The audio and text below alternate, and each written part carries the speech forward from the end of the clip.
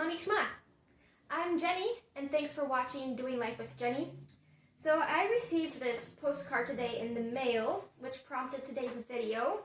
Yeah, I am pretty mad about this, so let me explain why.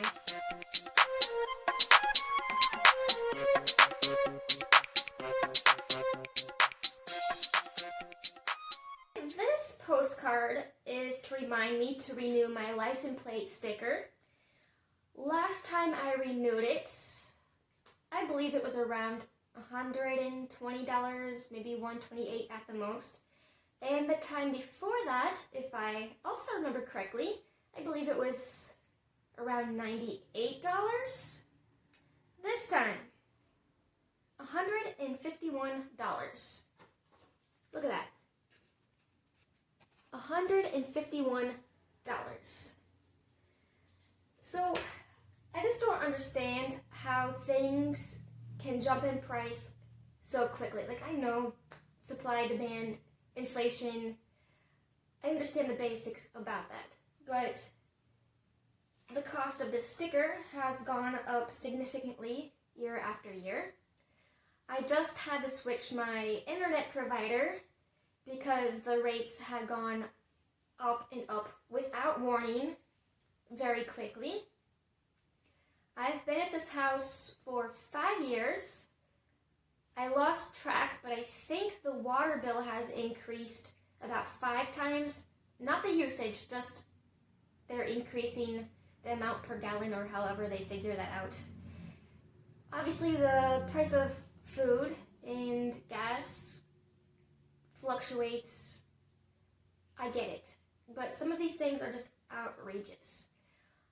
I do own my home, but the rent in this area, ridiculous, okay? There is a company that bought every single building or complex available, fixed it up a little bit.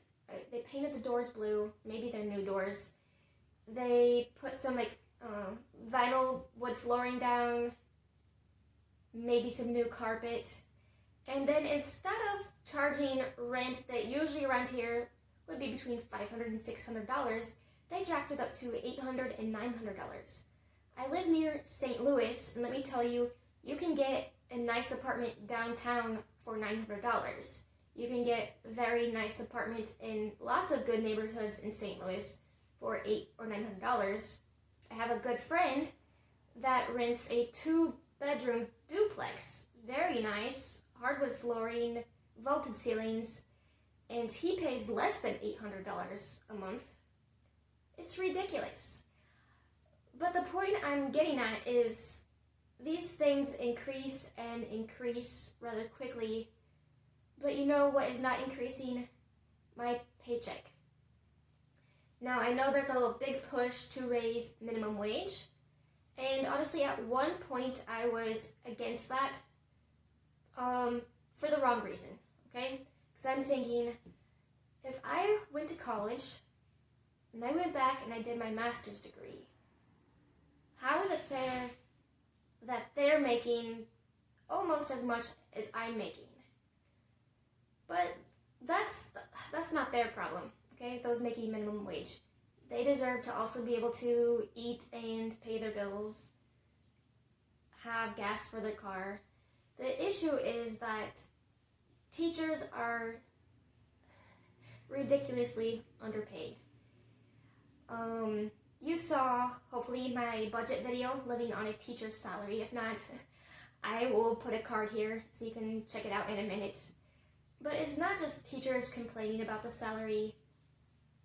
There's actually an issue. See, I've done the math. Not super recently, but in the last year or two, I figured up how many hours I'm putting in the school building, here at home during the evenings and weekends, and during our summer off.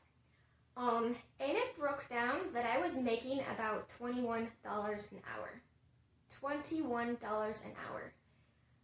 So currently I've been teaching for 14 years, so I figured this up when I was in year 12 or 13. At that time I had already finished my master's degree. $21 an hour.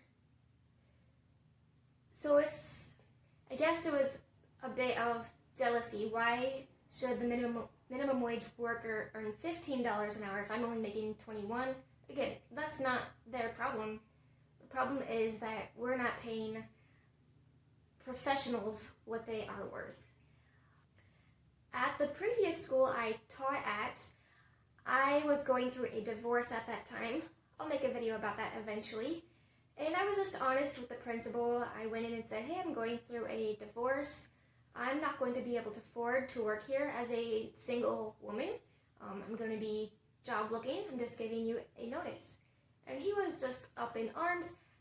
What, a single female can't afford a nice little apartment on your salary?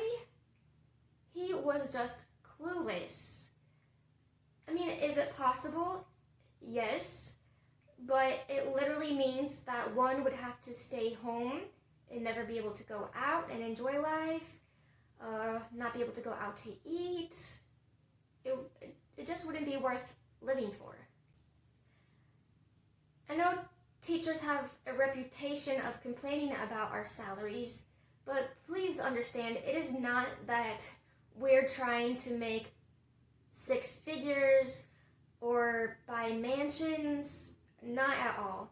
But we should be able to afford a modest home, take a decent vacation, get the food, pay the bills, that sort of thing, comfortably. According to NEA.org, roughly 1/3 of teachers have to work a second job, myself included. I'll also go into that in another video. I mean, if you have a spouse, yeah, you can live comfortably on a teacher's income because there's a second income in the household. But as a single person, it is difficult.